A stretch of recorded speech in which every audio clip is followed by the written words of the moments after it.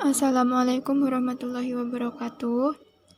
Kami dari kelompok Monef Anggaran kelas 68 absen 24 sampai dengan 29 akan mempresentasikan sebuah materi terkait the measurement of productive efficiency. Untuk kelompok kami sendiri terdiri dari 6 orang.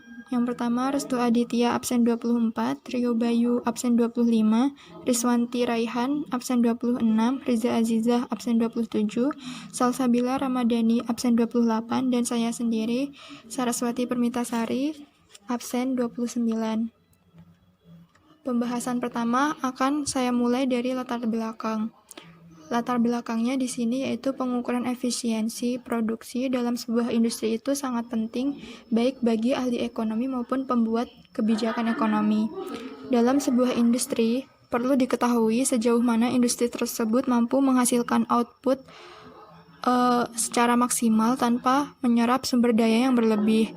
Beberapa upaya telah dilakukan untuk mencapai tujuan tersebut, akan tetapi pada umumnya pengukuran hanya dilakukan dengan mengabaikan semua input kecuali tenaga kerja, sehingga dianggap tidak menguntungkan dari segi kebijakan ekonominya. Untuk itu, diperlukan suatu pengukuran efisiensi produksi yang memperhitungkan keseluruhan input. Kemudian pembahasan yang kedua yaitu terkait metode pelaksanaannya. Untuk yang pertama, ukuran efisiensi dalam contoh kasus yang sederhana. Ketika kita membicarakan tentang efisiensi produksi suatu perusahaan, biasanya perusahaan tersebut dikatakan efisien apabila mampu menghasilkan output yang besar dari rangkaian input yang diberikan. Dapat dilihat di sini untuk diagram satunya, titik P mewakili input dari dua faktor per unit output yang digunakan oleh perusahaan. Isokuan S-aksen mewakili berbagai kombinasi yang mungkin sangat efisien. Kemudian titik Q mewakili perusahaan yang efisien yang menggunakan dua faktor dalam rasio yang sama dengan perusahaan P. Dapat dilihat di sini titik Q menghasilkan output yang sama seperti P, yang hanya sebagian kecil OQ per OP dari masing-masing faktor. Maka rasio OQ per OP tersebut didefinisikan sebagai efisiensi teknis perusahaan P. Kemudian untuk rasio OR per OQ itu merupakan rasio untuk efisiensi harga Q, dan OR per OP itu efisiensi keseluruhan perusahaan. Nah, ini penjelasan untuk rasio efisiensi yang tadi. Kemudian yang kedua, fungsi produksi yang efisien dalam contoh kasus sederhana. Di sini terdapat diagram. Asumsinya masing-masing perusahaan dapat diwakili oleh titik-titik pada isokuan, sehingga sejumlah perusahaan akan menghasilkan sebaran titik-titik seperti yang terlihat dalam diagram 2. Jika diasumsikan bahwa isokuan cembung ke titik asalnya dan tidak memiliki kemiringan positif, maka kurva SS aksen merupakan standar efisiensi yang paling konservatif atau standar efisiensi yang dirasa kurang tepat. Kemudian yang ketiga, pengembangan untuk kasus input dan output banyak. Kurva SS aksen dapat didefinisikan secara geometris sebagai berikut. Kurva terdiri dari segmen garis yang menghubungkan pasangan-pasangan titik-titik tertentu. Pasangan titik yang dipilih tersebut adalah titik yang terletak pada garis yang memenuhi dua syarat, yaitu kemiringannya tidak positif. Kemudian syarat yang kedua, tidak ada titik yang diamati antara titik tersebut dan titik asalnya. Titik-titik tersebut dinyatakan dalam operasi aljabar sehingga terbentuk persamaan sebagai berikut ini. Kemudian yang keempat yaitu increasing and diminishing return to scale. Diagram 3 ini menggunakan satu input dan satu output. Untuk kasus economies of scale, fungsi produksi yang efisien dapat dicapai. Namun, untuk kasus economies of scale itu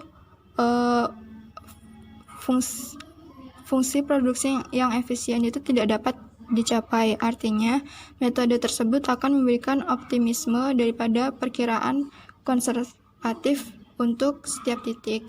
Nah, ini untuk diagram 3A merupakan diseconomies of scale, kemudian diagram 3B merupakan economies of scale. Selanjutnya, yaitu poin 2.5, mengenai peningkatan dan penurunan kembali ke skala. Metode praktis untuk berurusan dengan masalah ini adalah dengan membagi observasi ke dalam kelompok-kelompok dengan output yang sama, dan menerapkan metode ke masing-masing grup secara terpisah.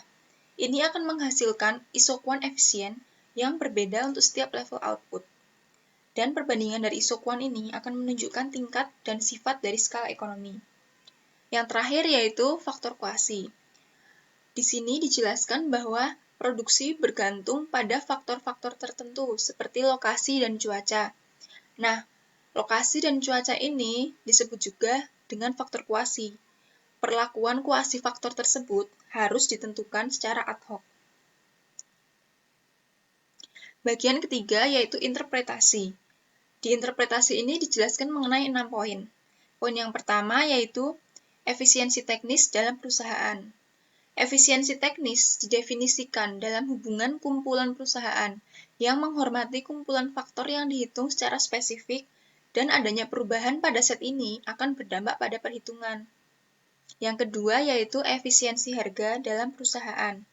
Dari sudut pandang perencana, efisiensi teknis perusahaan mengindikasikan keuntungan tak terbantahkan yang bisa dicapai dari menggiatkan manajemen. Sementara efisiensi harganya mengindikasikan keuntungan yang pada asumsi tentang struktur harga masa depan tertentu dapat diperoleh dari merubah rasio input. Jadi, pada poin 3.1 dijelaskan mengenai efisiensi teknis. Lalu pada poin 3.2 dijelaskan mengenai efisiensi teknis yang dapat mempengaruhi efisiensi harga. Lalu selanjutnya yaitu poin 3.3 mengenai efisiensi teknis dan harga dalam suatu industri. Efisiensi harga dari industri. Nah, yang dimaksud industri di sini adalah sebagai kelompok perusahaan yang membuat produk serupa. Dijelaskan bahwa efisiensi harganya akan lebih besar dari rata-rata efisiensi harga pada komponen perusahaan saja. Jadi, agregasi horizontal mengarah pada perpindahan sebagian elemen dari inefisiensi, mulai dari harga sampai efisiensi teknis. Yang keempat yaitu efisiensi struktural dalam suatu industri. Efisiensi teknis dari suatu industri yang dihitung dengan cara ini akan disebut efisiensi struktural dari sebuah industri. Jadi, pada jurnal ini dibahas mengenai perhitungan, bahwa efisiensi teknis yang dihitung dengan metode tertentu akan disebut sebagai efisiensi struktural. Nah, itu dapat menghitung sampai mana sebuah industri mempertahankan performa dari perusahaan terbaiknya. Lalu, poin 3.5, yaitu fungsi produksi yang efisien. Penggunaan dari fungsi produksi efisien adalah untuk membuktikan perkiraan marginal rate pengganti dari pasangan faktor-faktor pada poin yang bermacam-macam. Lalu yang terakhir yaitu metode estimasi dari sudut pandang statistik. Pada sebuah perhitungan, tentunya akan ada error. Nah, error pada penelitian yang mengenalkan bias optimis yang hanya bisa dihilangkan jika distribusi error dan efisiensi diketahui. Nah, error tersebut adalah masalah yang menarik untuk teori statistik. Tetapi untuk tujuan praktis, fakta pentingnya adalah jika error itu kecil dibandingkan variasi efisiensi, maka bias ini dapat diabaikan. Pembahasan selanjutnya yaitu akan merangkum mengenai metode sebelumnya yang telah dibahas. Di sini dibagi dalam 3 bagian. Yang pertama yaitu produktivitas rata-rata tenaga kerja. Nah, di sini dijelaskan bahwa untuk meningkatkan rata-rata produktivitas pekerja di suatu industri adalah dengan menggunakan lebih banyak mesin. Dan ini akan menurunkan efisiensi harga industri tersebut. Yang kedua yaitu indeks efisiensi. Indeks ini termasuk rata-rata input dan semua yang mewakili. Seperti rata-rata selalu sama dengan penilaian dari input pada harga yang proporsional terhadap berat. Yang ketiga yaitu perbandingan biaya. Perbandingan biaya harus dibatasi pada situasi di mana semua perusahaan membandingkan faktor harga yang sama. Tetapi pada kasus tertentu mereka merupakan kriteria yang lebih baik daripada produktivitas dan sebanding pada efisiensi indeks yang terbaik. Bagian kelima dalam jurnal ini adalah masalah. 5.1 Metode yang digunakan. Pada bagian ini akan membahas masalah komputasi atau perhitungan yang ditemukan dalam contoh ilustratif yang digunakan dalam mengukur efisiensi, yakni di mana ada n input, 1 output, dan constant return to scale. Jika ada endpoint observasi akan mengakibatkan persamaan n sama dengan n plus m, cn, inversi matriks, dan jumlah yang sama dari perkalian matriks. Persamaan tersebut akan menghasilkan angka yang sangat besar untuk desk komputer, tetapi tidak untuk EDSAC atau Electronic Delay Storage Automatic Calculator. Dengan syarat, nilai m dan n tidak berbeda jauh. Jadi, metode ini hanya dapat diterapkan apabila m dan n memiliki rentang yang terbatas. 5.2 Metode yang lebih canggih.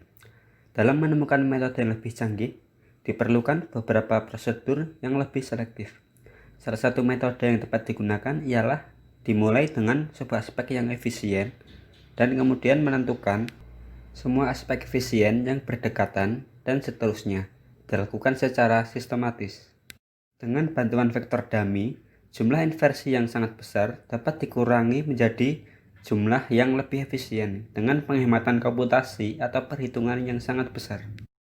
Mr. Dyer memperkenalkan metode yang memiliki keuntungan besar yang dapat menghindari inversi matriks, dimulai dari permukaan yang efisien sesuai dengan sejumlah titik yang diamati dan berturut-turut memasukkan titik-titik yang tersisa yang mengubah permukaan sesuai kebutuhan.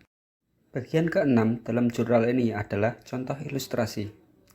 6.1 Pilihan contoh ilustrasi. Contoh yang dipilih dalam menghitung efisiensi adalah pertanian di Amerika Serikat. Setidaknya ada dua alasan mengapa pertanian di Amerika Serikat dipilih sebagai contoh ilustrasi untuk menggambarkan metode yang digunakan. Yang pertama adalah informasi statistik pertanian Amerika memberikan informasi yang cukup besar mengenai input dan output pertanian dari masing-masing negara. Alasan yang kedua adalah tanah memainkan peran yang lebih penting di bidang pertanian daripada di bidang manufaktur. Produksi pertanian memiliki sifat multivariasi yang lebih murni daripada kebanyakan industri. Dengan demikian, dapat dikatakan bahwa hasil pertanian lebih homogen daripada industri lainnya, tetapi terhadap ini harus ditetapkan heterogenitas input lahan. Lalu pada diagram 4, sumbu X menggambarkan tenaga kerja per unit output, yang merupakan kebalikan dari angka produktivitas Mr. Clark. Sementara untuk sumbu Y menggambarkan angka-angka untuk lahan per unit output yang diperoleh dengan menerapkan estimasi jumlah pekerja per hektar yang sebagian besar berasal dari buku tahunan FAO 1952. Diagram 5 merupakan perluasan dari diagram 4, di mana dalam diagram 5 terdapat kontur efisiensi konstan yang ditarik. Posisi berbagai negara pada diagram ini mungkin sugestif, tetapi harus ditekankan bahwa tidak ada kesimpulan yang tegas yang dapat ditarik dari kedua diagram ini. 6.2 Menentukan variabel. Variabel-variabel yang digunakan dalam contoh ilustratif ini antara lain: yang pertama, output penerimaan kas dari pertanian plus nilai konsumsi rumah dalam jutaan dolar. Variabel yang kedua adalah tanah-tanah di pertanian dikurangi hutan dan tanah lainnya yang tidak digembalakan dalam ribuan hektar. Variabel ketiga adalah tenaga kerja pria di pertanian. Tenaga kerja yang dimaksud antara lain petani, manajer pertanian, dan pekerja keluarga yang tidak dibayar. Variabel keempat adalah bahan pengeluaran untuk pakan, ternak, dan benih yang dibeli dalam ribuan dolar. Variabel terakhir adalah nilai modal alat dan mesin di pertanian pada tahun 1950 dalam ribuan dolar. Angka-angka ini merupakan rincian dari hasil yang dipublikasikan. 6.3 Perkiraan efisiensi teknis. Setiap negara memiliki perkiraan efisiensi yang berbeda-beda sesuai dengan faktor-faktor produksi yang digunakan dalam analisis. Dengan demikian, Semakin banyak faktor yang dipertimbangkan, semakin banyak pula perbedaan efisiensi karena perbedaan input faktor-faktor ini. Dengan kata lain, perbedaan efisiensi mencerminkan faktor-faktor seperti iklim, lokasi, dan kesuburan yang belum dimasukkan dalam analisis. Lalu yang kedua adalah anggapan bahwa variabel iklim dan lokasi harus dimasukkan, di samping juga menghilangkan variabel lain yang telah digunakan. Tetapi di satu sisi, tidak jelas faktor mana yang tidak merepresentasikan perhitungan produktivitas efisiensi. Dengan demikian, sulit untuk menentukan variabel mana yang harus dihilangkan, variabel tanah, tenaga kerja, atau modal. Ya, selanjutnya adalah fungsi produksi yang efisien. Pada tabel-tabel berikut, meskipun tabel-tabel tersebut secara lengkap menentukan fungsi-fungsi produksi yang efisien, namun tabel-tabel tersebut tidak dapat dianalisis sendiri dengan inspeksi dan memerlukan menggunakan metode yang lebih grafis untuk menunjukkan fungsi. Lalu, apa yang dapat dilakukan? Di dalam 3 dimensi, jika salah satu variabel tetap konstan, hubungan antara dua variabel lainnya dapat digambarkan sebagai garis kontur dalam diagram 2 dimensi. Jika kontur tersebut diletakkan sejumlah nilai yang berbeda, peta kontur yang dihasilkan memberikan gambaran hubungan antara ketiga variabel yang dapat kita lihat pada diagram 7. Di dalam 4 dimensi, berpegang pada suatu variabel konstan, peta kontur dapat digambarkan untuk menunjukkan hubungan antara 3 variabel lainnya ketika variabel keempat memiliki nilai tertentu. Dengan demikian, diagram 8A menunjukkan hubungan antara X1, X2, X3, dan X4 untuk nilai 300. Lalu selanjutnya adalah fungsi perkiraan Cobb-Douglas. Akan sangat mudah untuk memperkirakan fungsi produksi yang efisien dengan fungsi matematika sederhana yang kemudian akan ditentukan dengan rumus sederhana bersamaan dengan nilai-nilai dari beberapa parameter dan di mana sifat-sifatnya dapat dianalisis secara aljabar. Metode yang terkenal dan paling masuk akal untuk memperkirakan tersebut adalah fungsi Cobb-Douglas yang dapat ditulis dengan notasi berikut ini. Fungsi ini mendefinisikan permukaan yang cembung ke titik asalnya. Pada prinsipnya sangat mirip dengan fungsi produk yang efisien. Apabila fungsi ini menjadi perkiraan yang baik untuk fungsi yang diamati, fungsi ini akan memiliki kelebihan, yaitu dapat ditentukan dalam 4 atau 5 parameter. Kekurangannya adalah ia membuat asumsi yang cukup kuat tentang bentuk fungsi yang efisien, dan untuk alasan ini ia tidak diinginkan agar sesuai dengan fungsi tersebut pada awal analisis.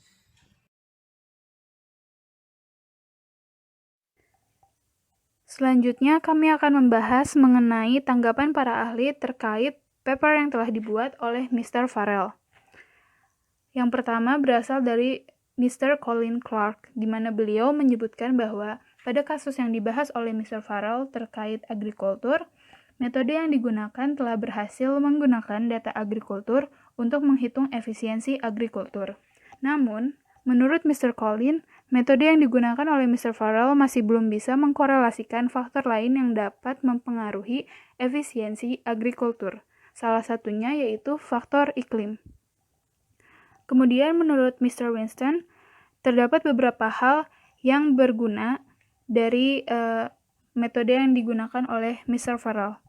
Pertama, metode tersebut menekankan pada pentingnya mengukur efisiensi menggunakan lebih dari satu input. Dan yang kedua, pengenalan fungsi efisiensi produksi sebagai fungsi yang menggunakan data empiris. Namun, kelemahan dari metode yang digunakan oleh Mr. Farrell yaitu indeks milik Mr. Farrell tidak dapat menjawab pertanyaan mengenai efisiensi dengan baik.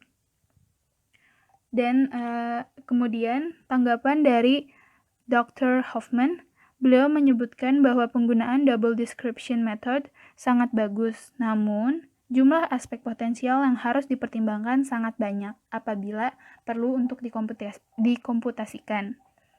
Metode tersebut tetap bisa digunakan apabila seseorang memiliki ambisi yang lebih sederhana dan hanya melakukan komputasi efisiensi beberapa poin saja.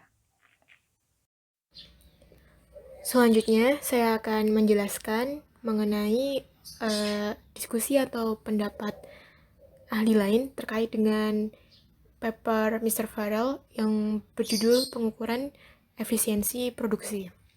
Yang selanjutnya yaitu pendapat dari Mr. Sturrock. Mr. Sturrock, dia adalah seorang ekonom praktis. Nah, menurut Mr. Sturrock, ada 3 poin yang mungkin harus dipertimbangkan oleh Mr. Farrell untuk meningkatkan teknik pengukurannya. Yang pertama, jika menggunakan sampel yang besar, hasil individual mungkin akan aneh.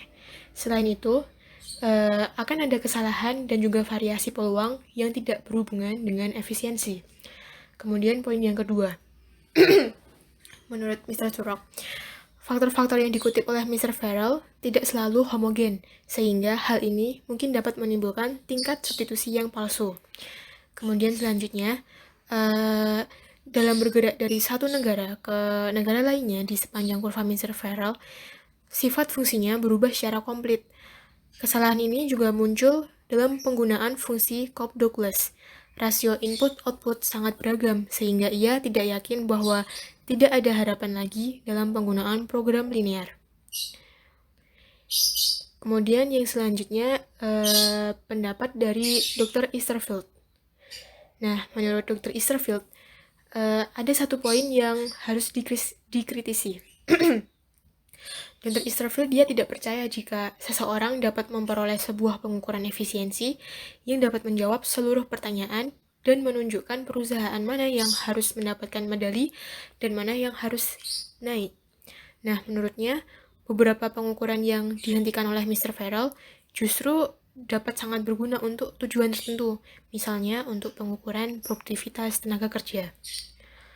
Selanjutnya, yaitu pendapat dari Profesor Kendall. Nah, menurut dia, metode yang digunakan oleh Mr. Farrell itu merupakan metode yang agak rumit dan akan menggunakan banyak sumber daya, bahkan dari komputer elektronik jika banyak variabel yang terlibat. Selanjutnya, pendapat dari Mr. Brown.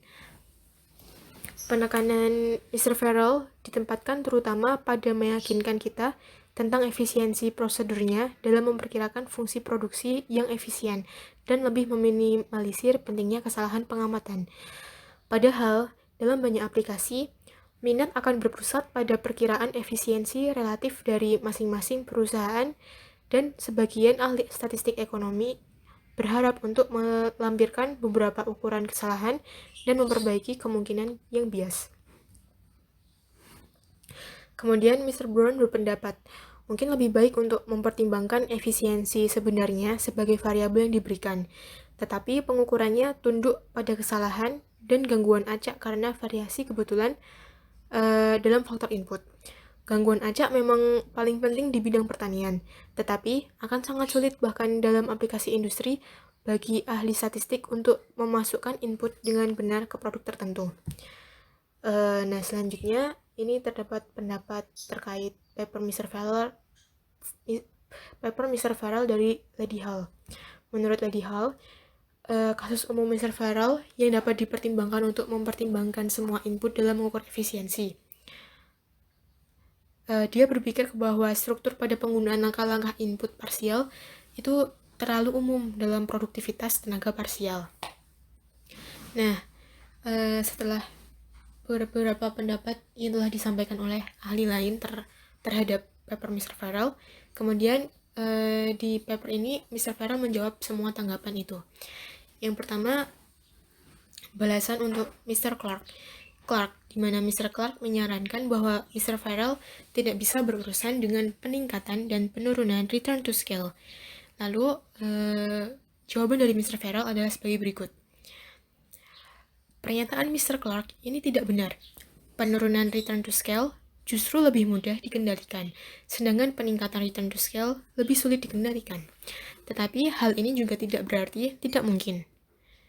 Selanjutnya, balasan untuk Mr. Winston. Menurut Mr. Farrell, Mr. Winston telah mengungkapkan banyak poin yang bagus. Yang pertama, menurut dia benar jika pengukuran efisiensi tergantung pada input yang dipertimbangkan. Dan oleh karena itu, spesifikasi dari set input yang relevan merupakan langkah pertama yang diperlukan dalam aplikasi apapun dari metode ini.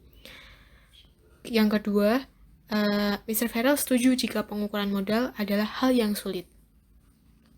Kemudian balasan untuk Lady Hall. Menurut dia, catatan Lady Hall adalah yang paling menyegarkan, dan aplikasi dari metode saya untuk distribusi tentu menimbulkan beberapa masalah menarik. Sangat penting untuk membawa modal ke dalam perhitungan technical efisiensi, karena kita dapat membuat kesalahan tentang perusahaan yang paling padat modal sebagai yang paling efisien.